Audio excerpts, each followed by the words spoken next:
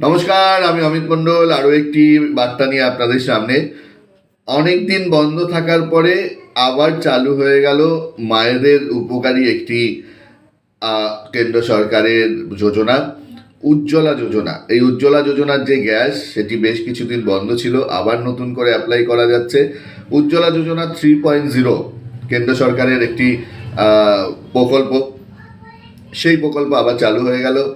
আপনাকে অ্যাপ্লিকেশন করার জন্য আধার কার্ড লাগবে, ব্যাংকের পাসবই এবং একটি মোবাইল নাম্বার। আমি বলবো আপনার এই যে আধার কার্ডে যে মোবাইল নাম্বারটা আছে, ব্যাংকে যে মোবাইল নাম্বারটা দেওয়া আছে, সেই মোবাইল নাম্বারটা দিয়েই আপনি অ্যাপ্লাই করুন। এতে সুবিধা হয়।